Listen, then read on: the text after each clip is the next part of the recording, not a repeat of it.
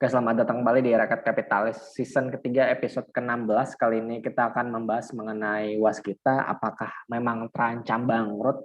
Karena waskita ini dari beberapa hari yang lalu, dari minggu lalu, Jumat itu atau Kamis, itu kan ramai banget mengenai waskita yang rugi 7 triliun gitu ya.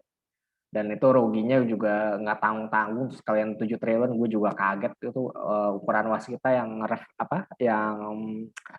net income-nya sekitaran 1 triliunan bisa sampai rugi 7 triliun tuh luar biasa banget. Hari ini gue ditemani oleh Sigma. Halo Sigma.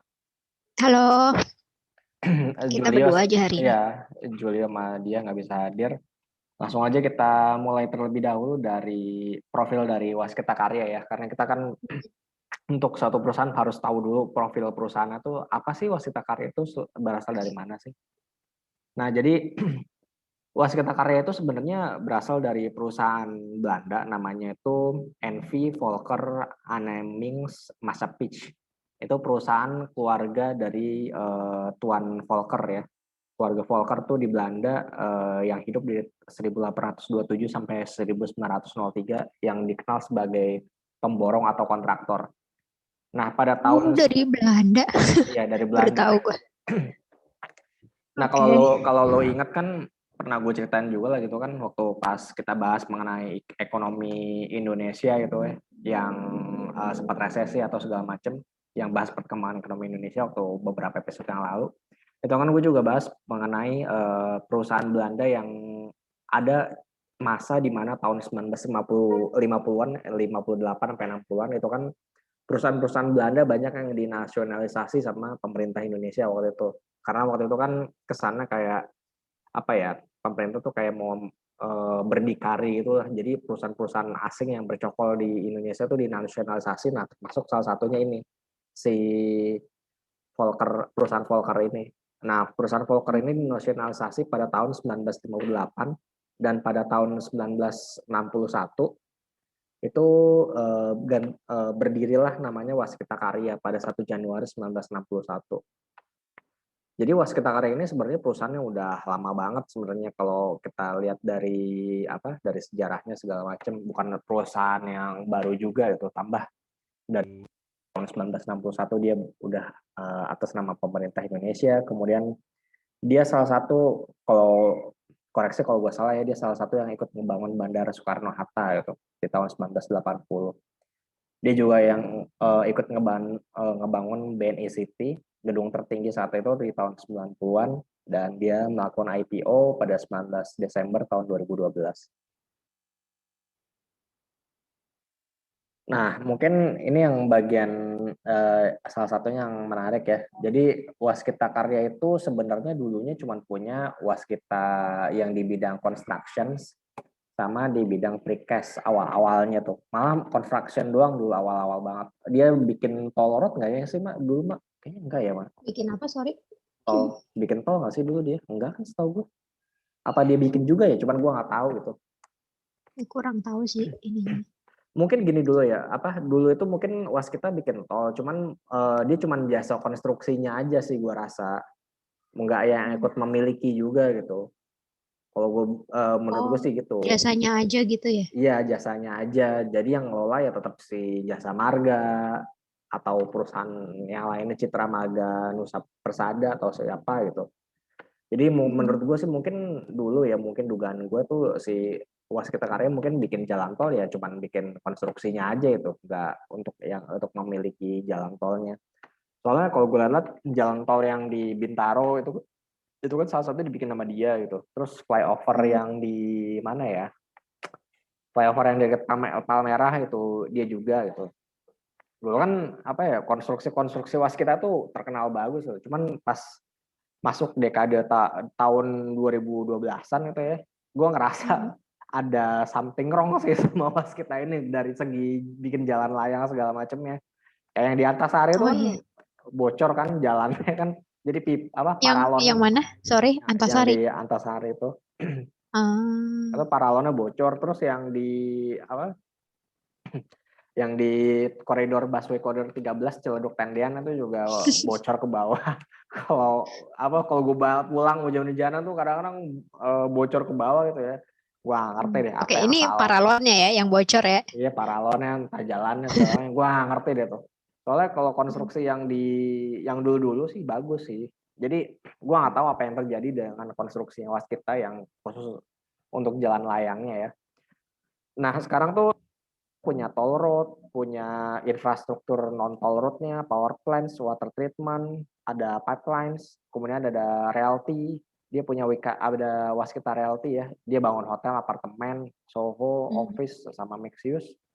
Kemudian ada waskita precast, waskita beton precast atau WSBP. Kemudian ada steel fabrication juga. Ini ada pengolahan baja kali ya di Cikande, Banten. Jadi lini bisnisnya si waskita udah berkembang banyak, cuman kalau gue lihat dari revenue-nya dia sih kayaknya paling besar tetap dari jasa konstruksinya sih. Iya sih, masih menonjol gitu Masih kan. menonjol meskipun ya dia udah diversifikasi segala macam ya. Toll road kita tahu lah, toll road dia ngelola 17 seksi di Jawa dan Sumatera, itu 12 tolnya itu udah operasi. Cuman ya tolnya kan bukan tol-tol yang rame kan, tol-tol yang sepi gitu yang dia bangun itu. Nah ini contohnya nih. Jadi menurut gua ya sebenarnya kan si waskita ini ditugasin sama pemerintah buat bikin jalan tol ya. Ternyata itu kan ujung-ujungnya sebenarnya dulu yang enggak, untuk mengelola ya, untuk memilikinya juga gitu. Nah dengan memiliki jalan tol ini kan sebenarnya beberapa tuh kurang menguntungkan sebenarnya, kayak di inilah apa sih, Kuala Tanjung Tebing Tinggi Parapat 143 km. Gua nggak tahu ya trafiknya kayak gimana itu. Setahu gue sih traffic tol di Sumatera itu masih kurang gitu, paling cuman sekitar 15.000, paling banyak tuh 15.000 per hari itu kendaraan per hari, bahkan bisa cuman sampai 10.000 doang per hari gitu. Jadi masih kurang lah trafficnya gitu. Makanya si waskita ini berdarah-darahnya ya di investasi jalan tolnya ini sebenarnya. Kemudian di Jakarta dia ada Depok Antasari, Cinere Serpong ini masih rame lah. Depok Antasari, Cibitung, Cilincing masih rame. Cimanggis, Cibitung masih rame. Nah ini yang katanya mau dijual nih Bekasi Cawang Kampung Melayu atau Becakayu katanya mau dijual sih. Kemudian di Jawa Ya Tengah tuh dia ada. Kenapa? dia Mak? disuruh, maksudnya kan dia bikin toll road di daerah-daerah yang emang terpencil gitu ya, mungkin maksudnya buat ini juga kali ya, buat biar ada pertumbuhan ekonomi juga kali ya di situ. Iya, Jadi ya mungkin gitu. disuruh bikin di situ. Cuma ya Ya mengorbankan perusahaannya megap-megap jadi. iya sih. Dan apa ya, maksud gue mungkin ya menurut pikiran gue gini, mungkin di Sumatera itu sebenarnya jalannya dilebarin aja cukup, Mak. Menurut gue ya, karena gue kan apa ya, nyokap gue orang sana juga gitu, jadi gue tahu lah kondisinya kayak gimana mungkin. Jadi jalan itu sebenarnya menurut gue perlu dilebarin aja, nggak usah sampai bikin jalan tol. Menurut gue ya, ini menurut gue nih opini Kan pribadi biar ada gue. pemasukan. Nah iya itu bang. Sebenarnya jalan dilebarin, terus dibagusin, dikerasin yang lebih bagus gitu. Itu bisa sebenarnya, bikin lancar mah bisa. Cuman yang perlu ditingkatin mungkin keamanannya sih. Nah, itu dia. Tapi di Kan jalan banyak tol banyak itu kan apa begal yang gitu-gitu kan. loncat-loncat. Cuman di jalan tol juga tetap ada, Mak. Ah, serius? Iya, di jalan tol juga tetap ada. Soalnya kan ada yang belum ada penerangan ya kalau nggak salah ya. Itu di situ tuh dia ininya. Yang bikin ininya tuh di situ. Yang bikin kurang oke-nya di situ sebenarnya. Ya, mesti benar-benar dibagusin dulu dong ya, Iya, lampunya bener-bener bagusin gitu-gitu. dulu segala macam. Dan gua nggak tahu deh yang tol yang di mana tuh Jawa Tengah tuh kan waktu kita lagi tuh ke Dieng kan tolnya masih gelap. Ingat nggak? Lu tidur mungkin ya. Gue tidur, gue nggak ingat. Itu tolnya gelap, Mak. Tolnya gelap, belum ada lampu segala macem gitu kan. Mungkin bukan yang kalau nggak salah tuh yang dikelola sama ini deh, yang perusahaan Pak Sandiaga Uno kalau nggak salah itu. Yang apa sih? Cipali. Cikopo Palimanan itu kan. Itu yang masih gua nggak tahu deh kalau sekarang udah ada penerangannya apa enggak. Dulu sebagian belum ada penerangannya, cuma beberapa seksi doang yang udah ada penerangan. Dan itu ya mungkin salah satu yang bikin waskita tuh megap-megap ini, bikin jalan tol yang menurut gue sih ya emang tadinya dia nggak investasi jalan tol, kemudian dipaksa ikut suruh investasi jalan tol, ya akhirnya megap-megap gitu. Kemudian ada bisnis beton precast. Ini bisnis beton precast juga baru ya, setahu gue tahun 2000 berapa itu ya dia baru didiriin. Kalau yang perusahaan beton precast yang paling tua itu kan si ini uh, Wika Beton sebenarnya. Wika Beton tuh yang paling lama di precast. Nah, si Waskita ini baru muncul aja beberapa tahun yang lalu gitu, dan dia di Bentar. IPO-in Ini juga ya. ini yang WSBP bukan sih? Iya, WSBP. Atau Weton ya? Weton Ini mah Wika WSBP, Beton ya. Wika Beton. Nah, Waskita Beton Precast ini yang unfortunately dia digugat PKPU kan. Iya, baru Aduh, tanggal baru 1 April apa ya? kemarin baru digugat Kemarin ya PKPU. Iya, kemarin beritanya. banget beritanya itu. Dan waduh, sampai digugat PKPU tuh suatu hal yang serius sih untuk ukuran Waskita ya. Maksud gue Waskita kan BUMN gitu ya. Bukan perusahaan yang tadinya jelek juga gitu. Tahu-tahu ada berita PKPU mungkin mengejutkan hampir semua orang tentunya. Iya, Waskita induknya tadi turun lagi sahamnya. Iya, turun lagi. Kemudian dia ada investasi properti. Gue nggak ngerti ini investasi properti buat apa ya? Maksud gue, dia Ya, bangun sih, apartemen. iya dia punya Ah, apartemen, teras kita di Jakarta, Bandung, Makassar, terus ada di Surabaya juga, ada di Medan, ada di Bali juga, ada di Jawa bentar Barat deh. juga. Kalau misal dia realty ke bangun apartemen segala macam gini tuh dia dapat recurring income atau cuma sekali aja ya? Gua nggak tahu. Ini kayaknya dia bilang investment kan, berarti recurring jatuhnya mah. Iya, mestinya ya. Jatuhnya recurring kok kayak gini. Hmm. Hotel ya tergantung daerahnya ya. Kalau hotelnya bagus sih, oke mungkin. Cuman Ya, kalau itu kota-kota besar juga sih kayaknya ya. iya, cuman teras kita di mana ya? Gua belum pernah denger. Fasaka Soler, Iya. Soltera Pejaten. Ini Oh, gua belum taunya tahu ya. Soho doang. Gue belum tahu nih udah jadi semua apa masih rencana apa gimana. Gue belum tahu sih. Ini dari apa? Ini dari apa presentasinya si Waskita sih sebenarnya. Oh gitu. Hmm. Nah, ini juga ada investasi non tolnya. Dia ada power plant, ada water treatment plant, ada oil and gas pipeline, airports, port, dan railroad. Mungkin yang kedepannya yang bakal oke sih mungkin ini kali ya water treatment plant sama ini oil and gas pipeline mungkin yang bakal oke ke depannya. Soalnya kok power plant gue nggak tahu nih power plant-nya power plant apa gitu. Kalau batu bara kan ya at least 10 tahun yang akan datang kan udah mulai beralih ya. Iya, Jadi mungkin ya banyak sih ya powernya power dari apa dulu gitu. iya power dari apa dulu itu. Semoga sih powernya yang kalau misalnya dia mau ada bisnis power plant ya power plant-nya energi terbarukan aja mendingan. Jadi apa ya? Jadi Menarik sih. lebih menarik dan lebih sustain ke depannya gitu. Tapi Itu sebelah kanannya mini hydro tuh. ya mini hydro ya. Ini mini hydro juga oke nih sebenarnya. Pembangkit listrik tenaga air nih. Oke nih sebenarnya mini hydro. Ya yang kayak gini-gini lah yang harus dikembangin sama Waskita gitu. Mini hydro, tenaga angin, tenaga surya. Itu yang perlu dikembangin sama dia gitu. Soalnya kan kalau kita bahas yang 2 episode sebelumnya kan yang si Indika Energy masuk solar panel kan. Oh, heeh. Iya, itu kan sebagai bentuk salah satu diversifikasinya dia itu. Harusnya ya Waskita bisa nangkep itu lah. Dia konstruksi juga tapi konstruksi yang bisa bangun power plant ya oke lah itu masih nyambung menurut gua.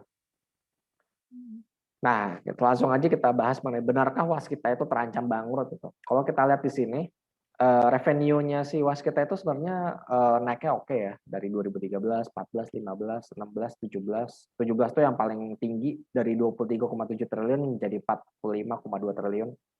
Naiknya Iya, lumayan waktu banget. itu proyeknya kencang juga berarti ya. Iya, kencang banget waktu itu. Kemudian di 2018 sudah mulai melambat, 2019 turun, dan 2020 ini udah tinggal setengahnya dari 2019.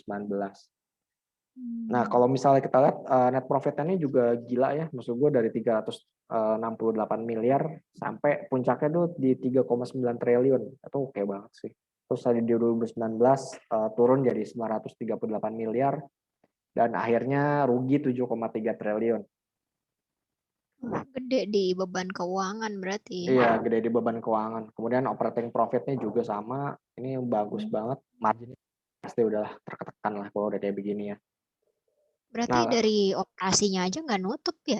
iya dari Kupikir tuh operasi, setelah operasi baru kena beban lagi bukan gitu dari yang operasi mah, dari gross profitnya udah nggak nutup 2020. gross Lo lihat tuh, profit. lo lihat tuh 2020.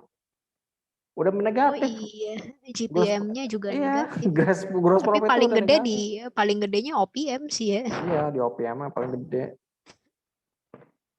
Nah, kalau kita lihat di sini interest expense sama operating profitnya dia ya. Jadi waktu 2013 sampai 2018 itu sebenarnya masih normal lah. Tapi sebenarnya ini rasio ICR-nya atau interest coverage ratio-nya udah mulai bermasalah sebenarnya.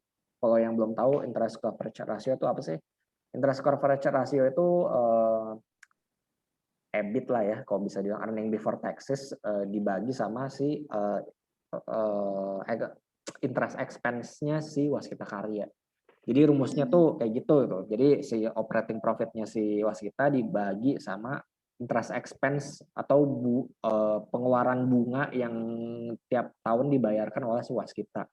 Hasilnya ini, kalau biasanya tuh patokannya 3 kali. Kalau 3 kali itu masih inilah, masih sehat lah. Di atas 3 kali bagus. Kalau kurang dari 3 kali itu mulai ada tanda-tanda bahaya gitu. Nah, kalau kita lihat di sini yang paling satu sebenarnya tahun 2013 waktu masih ya interest expense-nya cuma 97 miliar, operating profit-nya 602 miliar. Itu kan sehat banget kan waktu itu Waskita kan. Terus akhirnya turun jadi 4 kali. Ini masih sehat juga, kemudian 3,34 kali. Nah, kemudian 2,43. Ini mulai bermasalah nih 2016 kalau kita lihat di sini. Kemudian 2017 2,98. Nah, di 2018 nih udah mulai tinggal 2 kali doang kan. Dan di 2019 puncaknya si interest expense-nya lebih tinggi daripada operating profit-nya. Itu bahaya banget. Anjir, gede banget. Ini Dia operating tuh profit gimana, Mak? yang minjemin ke dia tuh gue penasaran sih yang paling banyak jadi kreditornya si Waskita tuh siapa gitu ya. Nah, iya kreditornya, Debitur ya. debiturnya ya. Sebenarnya sih ya debiturnya dia ya pastinya ada BUMN ya. Kalau kita mau bilang pasti BUMN backup gitu. Kalau kita mau tanya itu. Dan kita bahas ICR dulu ya. Dan di 2020 ICR kan minus tuh, minus 1,62. Itu berarti udah nggak nutup ibaratnya dia mau bayar, susah mau bayar pakai Iya, apa. minus. Dari operating profit tadi udah udah rugi gitu. Ini mau bayar pakai apa gitu. Maksudnya kan jadi bermasalah banget kan di situ. Dan DER-nya nih, kalau kita lihat DER tuh debt to equity ratio, utang berhubungannya dibandingin sama si ekuitasnya atau modalnya si Waskita Karya itu. Sebenarnya yang normal tuh ya 0,5 sampai 1 kali itu masih masih bagus banget itu. Cuman 1,5 tuh masih oke lah. Cuman kalau di atas udah 2 tuh, itu udah mulai bahaya tuh. 2 kali, 2,5. Dan ini si Waskita 3,86 kali di 2020. Ini udah jauh Iya, banget mesti bandingin nama ininya juga nih, sama Pierce. industrinya. Nama Pierce. Gue belum cek yang lainnya Pierce kayak gimana gitu. Cuman Tapi gue rasa sih pasti semuanya tuh mirip-mirip, di atas 2 nggak mirip, sih? mirip-mirip, mirip-mirip. Dulu temen gue pernah bilang ya, iya kalau konstruksi itu DR-nya pasti tinggi kata gitu. Soalnya kan nanti dia proyeknya dibayar belakangan. Ya akhirnya nggak sehat dong ujung-ujungnya. Iya, kalau Ujung-ujungnya bayarnya tepat waktu gitu iya, kan. kalau bayar tepat waktu sih oke ya. Cuman kan kalau kayak gini kan, waduh, mau gimana ya? Maksudnya ya, DR-nya udah tinggi banget ya. Dia mau ngambil utang juga susah. Benar. Mau ngambil utang lagi juga susah. Dia mau bayar utang dia pakai apa gitu. Refinancing utangnya dia nggak bisa. Dia kalau dia mau ambil utang buat tutup utang yang dia sebelumnya itu ya. Istilahnya gali lubang tutup lubang lah. Itu juga susah. Nggak mungkin dia dikasih kepercayaan kalau misalnya DR-nya terlalu tinggi gitu. Ini bondnya grade apa ya? Kalau kayak gini. Ntar kita bahas di terakhir. Oke, oke. Nah, ini kalau kita lihat kan di sini, nah revenue-nya si Waskita kan paling oke di tahun 2016-2017 ya, 68%, 90% tuh revenue-nya naiknya. Nah, terus yang 2018-2019 mulai turunnya luar biasa itu kan. Kemudian interest expense-nya, kalau kita lihat di sini, dari 97 miliar, 183, 340, 983 dari 340, Mak. Ini Iya, gila banget hampir-hampir sih. 3 kali. 3 kali lipatnya ya. Kemudian 1,9 triliun, 2,5 triliun, 3,6, 4,7 triliun. Jadi interest expense-nya dari tahun ke tahun tuh tetap naik gitu ya. Operating profit-nya naiknya nggak Dalam sebanding. 5 tahun Iya, dalam 5 tahun. 500% ya berarti ya? Iya, 5 kali lipat. heeh. Gede banget kan ibaratnya. Kemudian operating profitnya ya naiknya nggak sebanding sama pertumbuhan interest expense-nya sebenarnya. Dan kalau kita lihat di sini equity-nya gue highlight nih. Dari 2,8 triliun jadi 9 triliun kan. Terus jadi 16 triliun. Nah, kalau nggak salah di tahun 2015-2016 ini pemerintah ada PMN ke Waskita Karya gitu.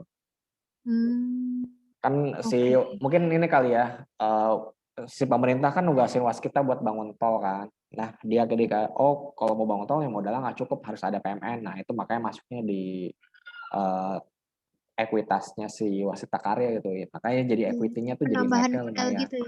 Iya, penambahan modal. Equity-nya naiknya lumayan gitu. Meskipun dia juga net profit-nya bagus ya, 1 triliun gitu. Ini juga cukup membantu juga. Tapi ya selain itu dibantu sama PMN juga sih, makanya bisa jadi bagus. Terus kita lihat juga di sini account receivable-nya kalau kita lihat di sini dari 2,3 triliun. Utang ya? Iya, piutangnya dia dari 2,3 triliun jadi 17 triliun sampai sekarang 13,2 triliun. Ini juga piutangnya dia banyak ya, bukan banyak sih, gue kurang tahu jumlahnya berapa yang belum dibayar oleh pemerintah juga, oleh pihak lain juga ada yang belum bayar. Jadi sebenarnya account receivable ini atau piutang si Waskita ini kalau dibayarin ya sebenarnya bisa ngebantu kinerja Waskita juga ke depannya gitu. Selain dia ngejual tol ya, alternatif Jadi cash kan berarti ya iya jadi kalau kayak cash gitu. kan. Gue lupa nih ngampilin cashnya. Saya kan berkurang jauh banget nih, gue lupa di sini ngampilin cashnya berapa. Kemudian kalau kita lihat short term debt-nya itu tahu-tahu melonjak ya dari 3,2 triliun menjadi 12 triliun di 2016 karena ini tadi ada PMN, dia bikin ini baru kan. Terus naik 2 kali lipatnya, hampir 1 kali lipatnya lagi di 2017, 25 triliun, 31, 26, 29. Long term debt-nya juga naiknya lumayan. Jadi ini ya, Emang di 2018-19 ya? iya. Sebenarnya sih mulai apa ya? Dia mulai agresifnya itu kan di 2015-2016 17. kan. Itu yang ngebikin dia agresif, labanya naik kenceng. Ya pas sudah 2018 sudah mulai growth udah mulai turun. 2019 2020-nya ya udahlah kena langsung, udah nggak terselamatkan lagi gitu. Nah, ini adalah historical PBV dari Waskita. Jadi Waskita tuh ya sebenarnya perusahaan bagus sih di masa tahun 2013 sampai 2017 ya, itu Waskita ini perusahaan bagus kok sebenarnya ya. Kalau nggak ada cerita utang yang banyak atau pengerjaan tugas tol di Trans Sumatera atau di Trans Jawa, sebenarnya dia lumayan sehat sebenarnya kalau dia fokus sama konstruksinya aja gitu. Cuman ya karena ada investasi tol mungkin jadi berat kinerja keuangannya. Bahkan PBV-nya di 2014 4,8 kali kan. Iya, itu yang harganya sampai berapa ya? Iya 4.000 dia pernah nggak sih? kurang tahu. Kalau nggak salah 3.000 kayaknya pernah ya kayaknya. Oh, 3.000 sih. Kalau penutupan akhir tahunnya itu bentar ya. Price ada nggak di sini? Oh ini ada nih. Itu kan Stock dari price. 395, 1.400, 1.600, 2.500 kan. Nah ini mulai turun nih 2017 nih 2.200, 1.680, 1.485. Ini price per akhir tahunnya berarti kan ya? Akhir tahun aja. Oke. Nggak kemana-mana juga sih. Maksudnya ya emang segitu sih. Terus kecuali ini ya dari 2013 ke 2016 ya, itu naiknya lumayan kenceng banget itu. Iya lumayan sih. Lumayan kenceng banget dari 400 ke 2.500. Iya, terus di 2020-nya balik lagi 400. Iya sempat 400 ya. Iya. Itu gila banget sih itu. Gue inget banget. Aduh. Kemudian ini juga PBV-nya sih ya berhubung udah kinerjanya udah nggak bagus lagi, jadi mulai 2018 tuh mulai turun PBV-nya jadi 0,79, 0,69. Terus di 2020 1,18. Ya gue rasa sih bakal turun terus sih PBV-nya. Karena orang ngehindarin Waskita ya banyak kan, karena mungkin takut belum ada kejelasan dari pemerintah juga. Satu-satunya cara nyelamatin waskita kan sebenarnya PMN kan, salah satu Oh, caranya itu selain jual tol. Waskita harus disuntik di situ. Gimana caranya oke. ditambah modalnya biar dia bisa refinancing utangnya segala macam. Dia benerin lah bisnisnya dia gitu. Oh. Tapi ya mirroring sih ya, maksudnya nih yang PBV-nya turun ini kan dia ya mirroring sesuai kinerjanya kan. Iya, bukan karena sahamnya sebenarnya kinerjanya udah bagus, cuman harganya belum naik, Oh, bukan kayak gitu. Tapi karena emang oh. kinerjanya turun, jadi Harganya turun juga ya sahamnya. valuasinya juga turun juga harga sahamnya. Nah ini Fitch menyematkan peringkat triple C plus ya ke waskita dari Waduh, B ke itu triple C plus. Ini per di Oktober ya. 8 Oktober 2020. Kemudian si Pevindo ini triple B untuk di 17 Desember tahun 2020. Jadi untuk Ini profil, yang data terakhir ini ya ini yang data ratingnya. terakhir. Hmm. Oh, Ya gimana ya, maksud gue ini udah benar-benar alarm juga sih sebenarnya. Tapi gue nggak tahu deh si waskita masih kerja sama Fitch apa enggak, gue nggak ngerti deh. Soalnya oh. ratingnya kan rendah banget ya. Maksud gue Gila, orang triple C plus. triple C Siapa yang mau plus. ngambil ya? Makanya itu kan udah nggak masuk investment grade lagi kan, udah Iya. orang udah ngehindarin gitu. Gue juga dulu sempat punya obligasinya ini kan, cuman pas bulan Juni kemarin sempat kejual gitu. Itu masih ratingnya masih single A itu. Hmm. Ya kalau kata Julio kan rating single A kan sebenarnya ya rating triple B di manis-manisin kan kalau kata dia. Single E-nya siapa nih? Pevindo. Nggak tahu deh single A-nya, pokoknya untuk single A semua deh pokoknya sebenarnya sih ya itu mah udah Oh, nyaris-nyaris triple B sebenarnya kalau kata dia gitu kan. triple B dimanisin nih. Iya di Ya sekarang manis-manisin menjadi single A. investment grade tuh masih triple B plus kan ya? Iya Atau kalau tergantung ininya sih, tergantung pemeringkatnya itunya sih. red pemeringkatnya ya? Tergantung pemeringkatnya sebenarnya. Kalau si apa ya S&P triple B plus ya kalau nggak salah ya, masih investment grade. Setahu gue ya, koreksi kalau gue salah. Mm. Jadi ya kesimpulannya benerkah si waskita ini terancam bangkrut? Ya sebenarnya sih jawabannya apa, Mak? Iya. Iya, gimana ya? Jadi tapi gini loh, Ah, apa yang apa yang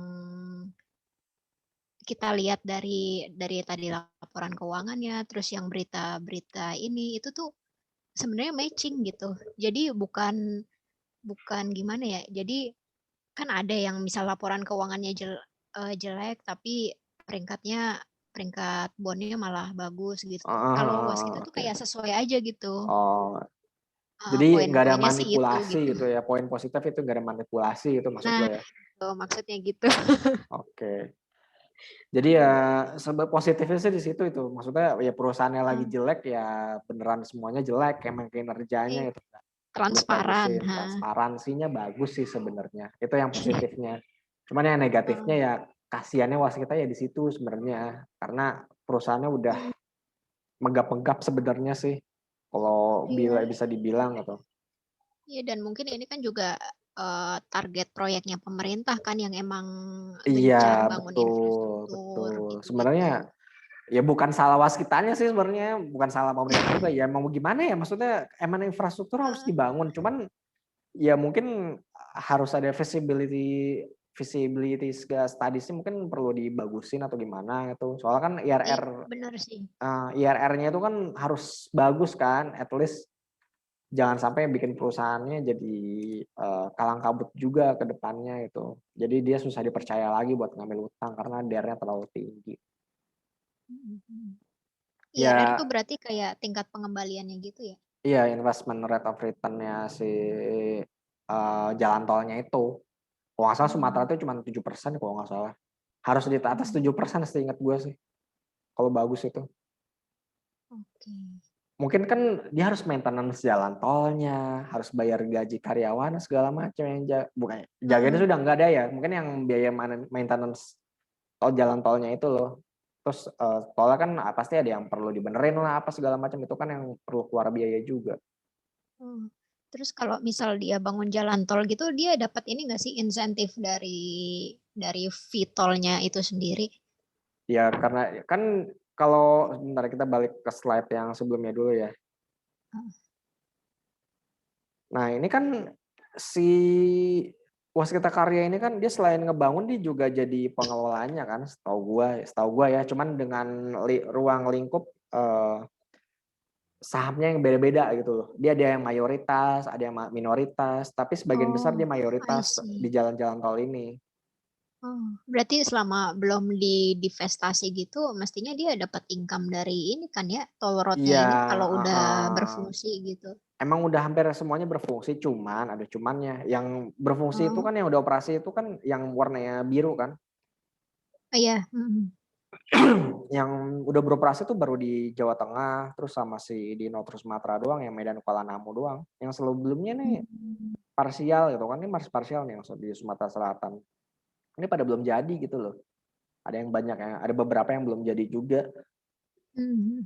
Tapi setahu gue sih tol road yang dioperasikan sama Waskita ini sebagian besar masih pada rugi.